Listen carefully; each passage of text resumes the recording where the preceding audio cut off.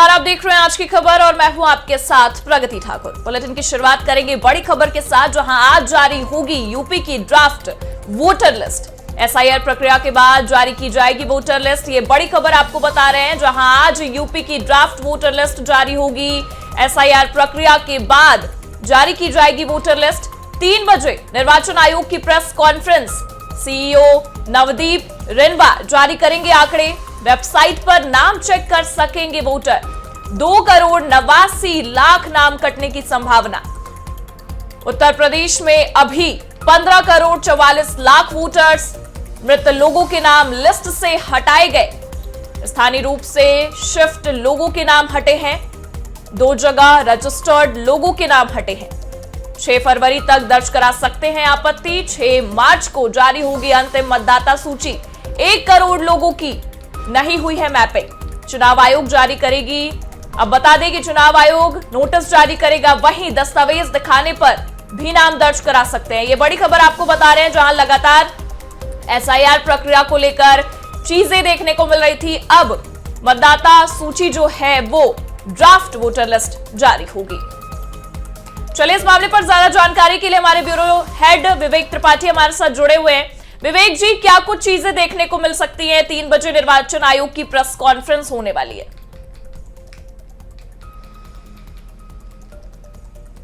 देखिए प्रगति, दोपहर 3 बजे नवदीप रिनवा जो मुख्य चुनाव आयुक्त थे उत्तर प्रदेश के, उनकी प्रेस कॉन्फ्रेंस होगी। और इससे पहले जो सूची है वो जारी होने की संभावना है। ये कच्ची सूची है, 12,55,00,000 के आसपास मतदाता। इसके पहले जब एसआईआर की प्रक्रिया शुरू हुई थी तब 15,44,00,000 मतदाता उत्तर प्रदेश में थे, यानी जो पिछली मतदाता सूची थी उसके मुताबिक। लेकिन 2,89,00,000 मतदाता इस प्रक्रिया के तहत उनके नाम काट दिए गए। इनमें बहुत सारे मतदाता ऐसे हैं जो मृत हो चुके हैं, दिवंगत हैं, और बहुत सारे ऐसे हैं जिनका डुप्लीकेशन है, यानी 2-2 बार मतदाता सूची में नाम है।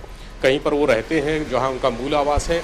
इसके अलावा जहां वो वर्तमान में रह रहे हैं, काम धंधे बिजनेस की वजह से या ट्रांसफ़र पोस्टिंग की वजह से, ऐसे नाम हैं। बहुत सारे मतदाता ऐसे हैं जिनका कोई अता पता भी नहीं है। तो ऐसे मतदाताओं के नाम सूची से हटाने के लिए ये प्रक्रिया शुरू हुई थी और आज कच्ची सूची जारी होनी है 12,55,00,000 मतदाताओं की। यानी पिछली सूची के मुताबिक 2,89,00,000 मतदाता इस वर्तमान सूची में कम हो गए, जो आज जारी होगी। और इसको लेकर निश्चित ही विपक्ष हंगामा भी करेगा। विपक्ष का कहना है कि उनके वोटर हैं। हालांकि योगी आदित्यनाथ ने बहुत पहले कह दिया था सदन से की शुरुआत से पहले कि ये उनके वोटर है भाजपा के, और भाजपा के लोगों को कहा भी था कि वो बूथ जाकर मतदाता जोड़ने का काम शुरू करें। ये प्रक्रिया का प्रथम चरण पूरा होगा आज। इसके बाद दूसरे चरण की शुरुआत होगी 6 जनवरी से 6 फरवरी तक। इन सूची जो आज सूची जारी होनी है उस पर दावों और आपत्तियों की निपटारा होगा, उस पर आपत्तियां मांगी जाएंगी। और 6 फरवरी के बाद जो तीसरा चरण होगा 26 फरवरी तक, यानी 20 दिन, वो दावों और आपत्तियों के निपटान के बाद की प्रक्रिया शुरू होगी। तो ये पूरी प्रक्रिया और जो अंतिम सूची है पूरी इस एसआईआर प्रक्रिया की, उत्तर प्रदेश की अंतिम सूची, वो मार्च के पहले सप्ताह में प्रकाशित हो सकती है, ऐसी संभावना जताई जा रही है। तो आज का दिन बहुत महत्वपूर्ण है यूपी की राजनीति के लिए, विपक्ष के लिए, सत्ता पक्ष के लिए। सत्ता पक्ष इसलिए क्योंकि उनको लग रहा है कि उनके वोट कम होंगे, विपक्ष के लिए भी इसलिए क्योंकि उनको भी लग रहा है कि उनके वोट कम होंगे। लेकिन वोट किसके कम होंगे, क्या कम होंगे, सूची में कौन कौन सी चीजें आती हैं, कहां कहां पर सबसे ज्यादा। अभी हम बात करें तो लखनऊ में, जो उत्तर प्रदेश की राजधानी है, वहां सबसे ज्यादा 39 लाख वोटर है और उसमें से करीब 12 लाख वोटर के नाम कटने की आशंका जताई जा रही है। जो शुरुआती जानकारियां आई हैं उसके मुताबिक 12 लाख वोटर लखनऊ से कटेंगे। 39 लाख में अगर 12 लाख वोटर कट जाएंगे, बहुत बड़ा आंकड़ा है और इसको लेकर घमासान मचना बिल्कुल कह सकते हैं विवेक जी कि जिस तरीके से हमने पहले भी देखा एसआईआर को लेकर लगातार चीजें हो रही थी, विपक्ष कई सारे आरोप भी लगातार नजर आ रहा था, और अब जब ये ड्राफ्ट सूची आएगी तब भी हमें उम्मीदें हैं कि हंगामा होगा। लेकिन मैपिंग को लेकर भी चीजें निकलकर सामने आई। 1 करोड़ लोगों की मैपिंग नहीं हुई है। अब ऐसे में चुनाव आयोग नोटिस भी जारी कर सकता है। इसे लेकर क्या कुछ जानकारी? देखिए, प्रक्रिया पर सवाल बहुत सारे उठ रहे हैं। मैपिंग ही नहीं, बहुत सारे सवाल हैं। इसके पहले अगर हम केंद्रीय चुनाव आयोग की SIR प्रक्रिया को देखें तो उसकी जो प्रक्रिया हुई है और जो उत्तर प्रदेश के चुनाव निर्वाचन आयोग की प्रक्रिया हुई है उसमें भी भारी अंतर है। ये अंतर विपक्ष इसको एक बार सवाल उठा चुका है कि केंद्रीय चुनाव आयोग ने जो SIR की प्रक्रिया शुरू कराई है उसके मुताबिक उत्तर प्रदेश में 80 लाख के आसपास वोटरों का अंतर आ रहा है, मतदाताओं का अंतर आ रहा है। ये बहुत बड़ा अंतर है और ये कैसे हो गया, ये कैसे हो गया? और जबकि उत्तर प्रदेश का जो अभी जो सूची जारी हो रही है उसमें ज्यादातर ग्रामीण परिक्षेत्र के मतदाता हैं और शहरी क्षेत्र के मतदाता इसमें कहा जा रहा है कि माफ कीजिएगा नहीं जुड़े हैं। तो ऐसे में जब शहरी क्षेत्र के जुड़ जाएंगे तो यह आंकड़ा कहीं और ज्यादा हो जाएगा। और जो केंद्रीय सूची बन रही है, केंद्रीय निर्वाचन आयोग की जो SIR प्रक्रिया है, दोनों प्रक्रिया अलग अलग चल रही हैं। जो केंद्रीय सूची बन रही है उसमें जो आंकड़े हैं वो जब सामने आएंगे और उत्तर प्रदेश के आंकड़े सामने आएंगे उनका मिलान किया जाएगा। अभी बहुत लंबा इंतजार है, बहुत सारी खामियां इसमें हैं, बहुत सारी तकनीकी पेच भी है और इन तकनीकी पेच को तब तक समझा नहीं जा सकता है जब तक दोनों यानी केंद्र और प्रदेश की मतदाता सूची सामने ना आ जाए, उनके आंकड़े सामने ना आ जाए। तो इंतजार करना होगा हमें मार्च के पहले सप्ताह तक जब उत्तर प्रदेश की सूची पूरी तरह से तैयार होकर सामने आ जाएगी और उसके बाद जो केंद्रीय सूची है वो अगर सामने आएगी और उसमें क्या अंतर रहता है मतदाताओं का, उत्तर प्रदेश में कितने मतदाता कम या ज्यादा होते हैं और जो मरने वालों की संख्या है वो उत्तर प्रदेश में कितनी है, उत्तर प्रदेश के निर्वाचन आयोग के मुताबिक, केंद्र सरकार के जो निर्वाचन आयोग है उसके मुताबिक, ये अंतर बहुत बड़ा अंतर देखने को मिलेगा। और सारे जो राजनीतिक दल हैं, चाहे वो समाजवादी पार्टी हो या कांग्रेस हो, भाजपा स्वयं हो या छोटे छोटे अन्य दल हैं, वो सब अपनी जो गुणा है, जोड़ घटाना है, गणित है सारा, वो इसके लिए तैयार बैठे हैं कि जब दोनों सूचियां सामने आ जाएंगी तब अंतिम दृश्य क्या सामने आएगा, उसको लेकर राजनीति किस अगर हम देखें तो जैसे 2,89,00,000 नाम कटने की संभावना देखी गई है विवेक जी, ऐसे में आपत्ति दर्ज कराने को लेकर भी कहा जा रहा है कि 6 फरवरी तक आप आपत्ति दर्ज करा सकते हैं अगर इसमें आपको ड्राफ्ट सूची में कोई भी आपत्ति नजर आती है तो।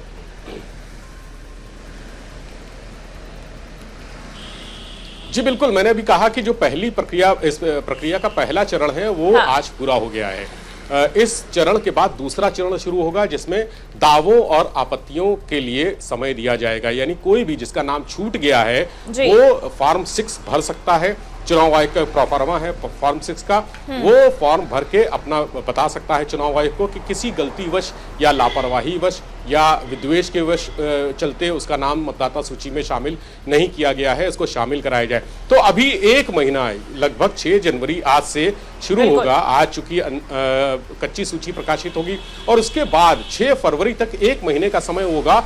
जो छूटे हुए मतदाता हैं वो अपना नाम दर्ज करा सकेंगे या जिनका नाम सूची में शामिल नहीं किया गया है किसी भी वजह से, वो अपना नाम दर्ज करा सकेंगे और 20 दिन, अगले 20 दिन इन दावों और आपत्तियों का निपटान होगा। यानी सूची में और नाम घट या बढ़ सकते हैं। जी ठीक है, बहुत बहुत शुक्रिया तमाम जानकारियों के लिए विवेक जी आपका।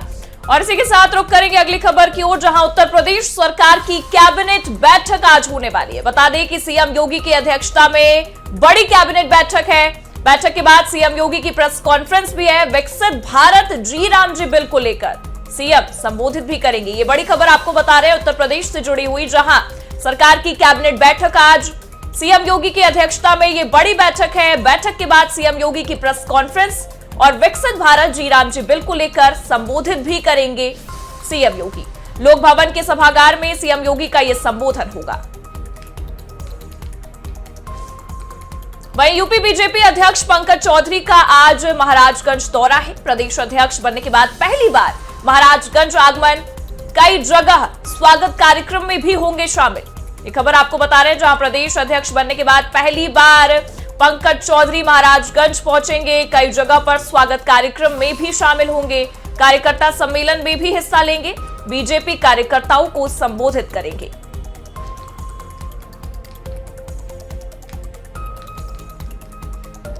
वहीं बता दें कि प्रदेश अध्यक्ष बनने के बाद पंकज चौधरी का महाराजगंज दौरा है ये, और कई जगह पर स्वागत कार्यक्रम का भी आयोजन किया गया है, जिस दौरान वो शिरकत भी करेंगे, कार्यकर्ता सम्मेलन में भी हिस्सा लेंगे और बीजेपी के कार्यकर्ताओं को संबोधित भी करेंगे।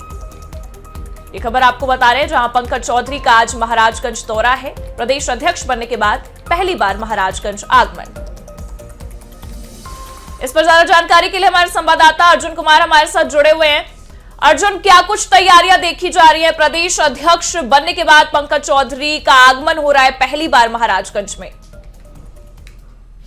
मैं बता दूं कि आज केंद्रीय वित्त राज्य मंत्री व भाजपा के प्रदेश अध्यक्ष पंकज चौधरी का अपने संसदीय क्षेत्र महाराजगंज में आज प्रथम आगमन हो रहा है।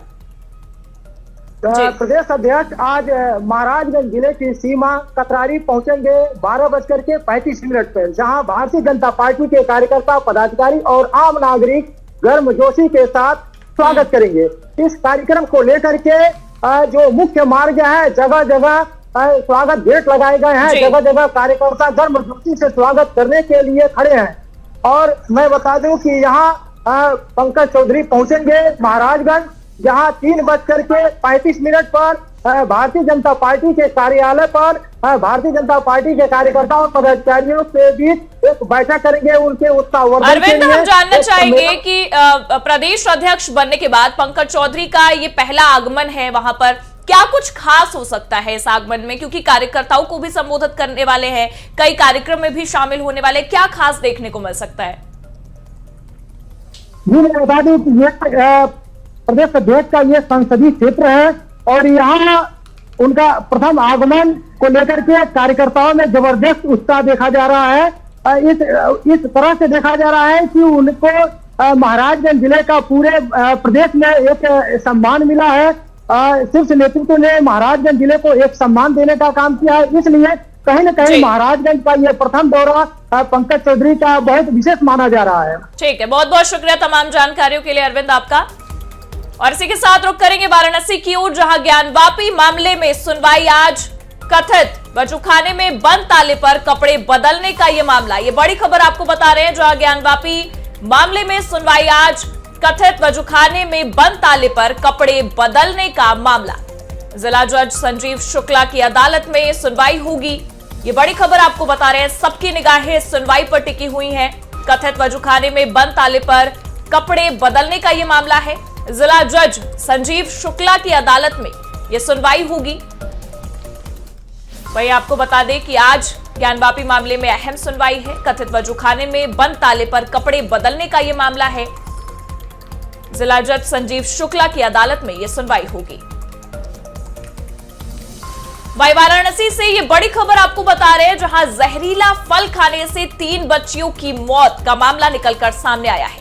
ये बड़ी खबर वाराणसी से, जहां जहरीला फल खाने से 3 बच्चियों की मौत का मामला। घर के पास खेलते समय बच्चियों ने जहरीला फल खाया है। बच्चियों की मौत के बाद परिवार में कोहराम मचा है। घटना की सूचना के बाद छानबीन में पुलिस जुटी हुई है। मिर्जा मुराद थाना क्षेत्र का ये पूरा मामला बताया जा रहा है। बता दें, बच्चियों की मौत के बाद परिवार में कोहराम मचा है। घर के पास खेलते समय बच्चियों ने यह जहरीला फल खाया, जिसकी वजह से मौत हुई। बहराइच में आतंक का पर्याय बना तेंदुआ कैद हुआ है। इंसानों के साथ साथ बेजुबानों पर भी हमला कर चुका है। कई ग्रामीणों पर हमला कर घायल कर चुका है तेंदुआ। ये खबर आपको बहराइच से बता रहे हैं, जहां आतंक का पर्याय बना तेंदुआ कैद हो गया है। इंसानों के साथ साथ बेजुबानों पर भी हमला कर चुका है। वन विभाग आदमखोर तेंदुए की तलाश कर रहा था। वन विभाग द्वारा लगाए गए पिंजड़े में ये तेंदुआ कैद हुआ है। सुजौली इलाके का ये पूरा मामला बताया जा रहा है। बता दें, कई ग्रामीणों पर ये तेंदुआ हमला कर चुका है, कई ग्रामीणों को घायल कर चुका है। इंसानों के साथ साथ बेजुबानों पर भी हमला कर चुका है। अब ऐसे में आतंक का पर्याय बना तेंदुआ कैद हो चुका है। वन विभाग द्वारा लगाए गए पिंजड़े में ये तेंदुआ कैद हुआ है। वन विभाग लगातार आदमखोर तेंदुए की तलाश कर रहा था। ऐसे में सुजौली इलाके में ये तेंदुआ पकड़ा गया है। ये मामला हम आपको बता रहे हैं, जहां पर आतंक का पर्याय बने तेंदुए को अब पकड़ लिया गया है, पिंजड़े में कैद कर लिया गया है। ये तस्वीरें आप देख सकते हैं। बता दें कि वन विभाग लगातार तेंदुए की तलाश कर रहा था। इस आदमखोर तेंदुए ने इंसानों के साथ साथ बेजुबानों पर भी कई बार हमला किया, कई बार लोगों को घायल भी किया है। ऐसे में लगातार वन विभाग आदमखोर तेंदुए की तलाश में जुटा हुआ था। अब ये बड़ी खबर निकलकर सामने आई है कि आतंक का पर्याय बने इस तेंदुए को पकड़ लिया गया है। वन विभाग द्वारा लगाए गए पिंजड़े में ये तेंदुआ कैद हुआ है। सुजौली इलाके का ये पूरा मामला बताया जा रहा है। ये तस्वीरें हम आपको दिखा रहे हैं जहां पिंजड़े में तेंदुआ कैद नजर आ रहा है। लगातार इस तेंदुए की तलाश थी वन विभाग को। बहराइच में लोगों में आतंक का ये डर पैदा होता नजर आ रहा था। अब ऐसे में इंसानों के साथ साथ बेजुबानों पर कई बार ये तेंदुआ हमला कर चुका था, कई बार लोगों को घायल कर चुका था, लेकिन वन विभाग की पकड़ में नहीं आ रहा था। लगातार तलाश के बाद अब पिंजड़े में इसे कैद कर लिया गया है। चलिए इस मामले पर ज्यादा जानकारी के लिए हमारे संवाददाता अजय शर्मा हमारे साथ जुड़े हुए हैं। अजय, जिस तरीके से देखा जाए लगातार तेंदुए की तलाश जारी थी, ऐसे में कह सकते हैं ये बड़ी सफलता हासिल हुई है, पिंजड़े में कैद कर लिया गया है। क्या कुछ कहा गया वन विभाग के द्वारा? निश्चित तौर से बहराइच में आदमखोर जानवरों का आतंक है और यूं कहें तो देश का पहला ऐसा जिला बहराइच बन गया है जहां पर आदमखोर जानवर इंसानों की जान ले रहे हैं। इस बार कतनिया घाट वन क्षेत्र के इलाके में जो आदमखोर तेंदुआ है ये उन इलाकों में प्रवेश कर गया जहां पर इंसानी बस्ती है। वहां पर बकरियों को पालने के लिए बाड़ा बनाया गया था। उस बाड़े के अंदर ये तेंदुआ जाता है और लगभग 1 दर्जन बकरियों को मार डालता है। इसकी दहशत में कई बकरियां घायल भी हो जाती हैं। उसके बाद वन विभाग पूरे घटनाक्रम पर सतर्क होता, उसने टीम बनाई। टीम बनाने के बाद इलाके में पिंजरा लगाया। हालांकि देर शाम होते होते ये तेंदुआ कैद हो गया, लेकिन सवाल यह है कि बहराइच में वन क्षेत्र इलाकों में तेंदुओं की बढ़ती संख्या और उसके साथ साथ अन्य जानवरों के भी हमले, ये बहराइच के लिए चिंता का विषय है। आने वाले समय में जब कोई बहराइच की तरफ कदम बढ़ाएगा तो उसे एक बार सोचना पड़ेगा कि बहराइच का जो वन क्षेत्र इलाका है या उससे लगे हुए क्षेत्र है वहां पर आदमखोर जानवरों का आतंक है। जी, ऐसे में अगर देखा जाए तो ये मामला लगातार निकलकर सामने आ रहा था कि ग्रामीणों के साथ साथ जो बेजुबान जानवर है उन पर भी ये लगातार हमला कर चुका था। ये सफलता कितने बड़े स्तर पर देखी जा रही है? निश्चित तौर से दहशत का पर्याय बना तेंदुआ एक बार फिर पकड़ा गया है। बहराइच में जो कतनिया घाट वन क्षेत्र से जुड़े हुए इलाके हैं, वहां ग्रामीण क्षेत्र है, वहां की जनता परेशान थी। किसी न किसी को तेंदुआ रोज हमला कर रहा था। अभी इससे पहले भी कुछ तेंदुए पकड़े गए हैं, कुछ इंसानों पर हमले हुए थे, लेकिन इस बार उसका निशाना बकरियों के बाड़े पर था। लगभग 1 दर्जन बकरी, जिस परिवार की या जिसने व्यापार के दृष्टिकोण से बकरियों को पाल रखा था बाड़े में, उसकी 1 दर्जन बकरियां मर गई। तो आप सोच सकते हैं जिसकी 1 दर्जन बकरियां मर गई उसके परिवार में क्या स्थितियां होंगी। ठीक है, बहुत बहुत शुक्रिया अजय जी आपका तमाम जानकारियों के लिए। इसी के साथ रुक करेंगे अगली खबर का, जहां जेएनयू में मोदी शाह के खिलाफ लगातार नारेबाजी होती नजर आई। अभद्र भाषाओं का प्रयोग, जमकर विरोध प्रदर्शन। ये बड़ी खबर हम आपको दिल्ली से बता रहे हैं, जहां जेएनयू में मोदी शाह के खिलाफ नारेबाजी, अभद्र भाषाओं का प्रयोग, जमकर विरोध प्रदर्शन। उमर शर्जील के खिलाफ सुप्रीम कोर्ट के फैसले का विरोध प्रदर्शन। उमर शर्जील के समर्थन में जेएनयू में सरकार और सुप्रीम कोर्ट का विरोध हुआ है। मोदी शाह के अलावा अडानी अंबानी के खिलाफ भी नारेबाजियां। जेएनयू में एक बार फिर प्रधानमंत्री नरेंद्र मोदी और गृह मंत्री अमित शाह के खिलाफ प्रदर्शन देखने को मिला। आपत्तिजनक नारेबाजी हुई है। ये प्रदर्शन और नारेबाजी की घटना दिल्ली दंगे के आरोपी उमर खालिद और देशद्रोह के आरोपी शर्जील इमाम के समर्थन में हुई है। रिपोर्ट्स के मुताबिक छात्रों ने पीएम मोदी, गृह मंत्री अमित शाह के अलावा अडानी और अंबानी के खिलाफ भी अभद्र भाषाओं का प्रयोग करते हुए नारेबाजियां की, जिसके बाद विवाद गहराता गया। बता दें कि देश के सबसे प्रतिष्ठित विश्वविद्यालयों में शुमार जेएनयू पिछले कुछ सालों से लगातार विवादों में घिरा है। इस बार विवादित नारेबाजी और प्रदर्शन रात के समय साबरमती हॉस्टल के बाहर हुई है। प्रदर्शन के दौरान वामपंथी छात्रों ने सुप्रीम कोर्ट के फैसले के खिलाफ भी नारेबाजियां की है। ये नारेबाजियां आप सुन सकते हैं, जहां कई छात्र मौजूद हैं। जेएनयू के ये छात्र हैं, लगातार गृह मंत्री अमित शाह, प्रधानमंत्री मोदी के खिलाफ नारेबाजियां करते दिख रहे हैं। हालांकि आपको यह भी जानकारी दे दें कि इस दौरान नारेबाजी में इन्होंने अडानी अंबानी तक का विरोध किया है। सुप्रीम कोर्ट के उस फैसले का विरोध करते हुए ये नारेबाजियां हो रही हैं, जिसमें उमर खालिद और शर्जील इमाम को राहत नहीं दी गई, जमानत याचिका को खारिज कर दिया गया। ऐसे में ये तस्वीरें जेएनयू से निकलकर सामने आ रही हैं, जहां आप देख सकते हैं लगातार जो छात्र हैं वहां के वो नारेबाजियां करते दिखाई दे रहे हैं। रिपोर्ट्स के मुताबिक छात्रों ने पीएम मोदी, गृह मंत्री अमित शाह के अलावा अडानी और अंबानी के खिलाफ भी अभद्र भाषाओं का प्रयोग किया है। आपत्तिजनक नारेबाजियां की हैं, जिसके बाद ये विवाद गहरा गया है। बता दें, सबसे प्रतिष्ठित विश्वविद्यालयों में जेएनयू शुमार है। ये वही वामपंथी विचारधारा है जो हर बार देश विरोधी ताकतों के साथ खड़ा होती है। ये कल की बात नहीं है, ये आप पिछले किताब के पन्ने जब खोलेंगे तो हर बार आप देखेंगे कि देश विरोधी जितने भी शरजील इमाम और उमर खालिद, वो भी तो यहीं से निकले हुए हैं। तो कल सुप्रीम कोर्ट ने जब इनकी बेल को डिनाई किया, तो जहां तक मुझे लगता है कि किसी भी न्यायपालिका में सरकार का हस्तक्षेप नहीं होता है, लेकिन इन वामपंथियों को लगता है कि शरजील इमाम और उमर खालिद जैसे देश विरोधी ताकतों को अगर बेल नहीं दिया गया तो गवर्नमेंट की वजह से, उसके विरोध में लोग मोदी शाह और जो भी हैं अपने गवर्नमेंट में अभी सत्ता में, उनके खिलाफ इन्होंने नारेबाजी किया है। कल यही है, तो आज उस दौर में है हम जहां नया भारत है, धर्म अलग हो सकता है लेकिन न्याय सबको। बता दें, ये जो तस्वीरें आप देख रहे हैं अपने स्क्रीन पर, ये लगातार कई सारे सवाल खड़े करती नजर आ रही है, क्योंकि सबसे प्रतिष्ठित विश्वविद्यालयों में जेएनयू शुमार है, लेकिन पिछले कुछ सालों से लगातार ये विवादों में भी घिरा हुआ है। और इस विवाद का एक और चेहरा इस वक्त हम आपको दिखाते नजर आ रहे हैं, जहां सुप्रीम कोर्ट के उस फैसले का विरोध किया जा रहा है जिसमें उमर खालिद और शरजील इमाम को राहत नहीं दी जाती है। ऐसे में छात्र जो है लगातार नारेबाजियां करते दिखाई दे रहे हैं, प्रधानमंत्री नरेंद्र मोदी के खिलाफ, गृह मंत्री अमित शाह के खिलाफ। ये प्रदर्शन के दौरान वामपंथी छात्रों ने सुप्रीम कोर्ट के फैसले के खिलाफ भी नारेबाजी की है और आपत्तिजनक टिप्पणियां की गई है इस नारेबाजी के दौरान। बता दें कि प्रतिष्ठित विश्वविद्यालयों में ये जेएनयू शुमार है, लेकिन लगातार इस तरीके के विवाद वहां से निकलकर सामने आते रहते हैं। ये प्रदर्शन और नारेबाजी की घटना दिल्ली दंगे के आरोपी उमर खालिद और देशद्रोह के आरोपी शरजील इमाम के समर्थन में हुई है, जो कि कई सारे सवालों को जन्म देती नजर आ रही है। हालांकि मोदी शाह के अलावा अडानी अंबानी के खिलाफ भी ये नारेबाजियां हुई हैं। ये छात्र हॉस्टल के बाहर मौजूद हैं और भारी संख्या में आप देख सकते हैं जहां ये लगातार नारेबाजियां करते आपको दिखाई दे रहे हैं। पिछले कुछ सालों से लगातार इस तरीके के विवाद जेएनयू से निकलकर सामने आ रहे हैं और एक बार फिर से ये तस्वीरें उजागर होती दिखाई दी, जहां सरकार के खिलाफ नारेबाजियां होती नजर आ रही हैं। ये जेएनयू को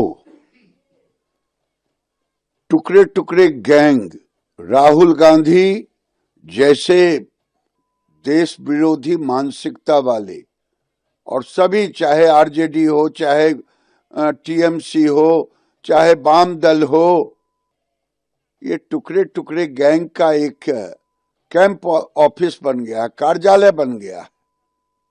और भूले नहीं, ये भारत है, नरेंद्र मोदी का भारत है, 21वीं सदी का भारत है। विवेकानंद कह गए थे भगवा ही होगा, और ये नरेंद्र मोदी को और अमित शाह को कब्र खोदने वाले खुद कब्र में चले गए। यहां से उग्रवादी का खात्मा हो गया पूरे देश से। इसलिए मैं टुकड़े टुकड़े गैंग से कहना चाहता हूं कि उमर खालिद जो पाकिस्तान की सोच रखता था, शरजील इमाम, चिकन नेक को अलग करना, और खालिद और शरजील के समर्थन में जो लोग बोलेंगे वे देशद्रोही है। ऐसे लोगों पर देशद्रोह।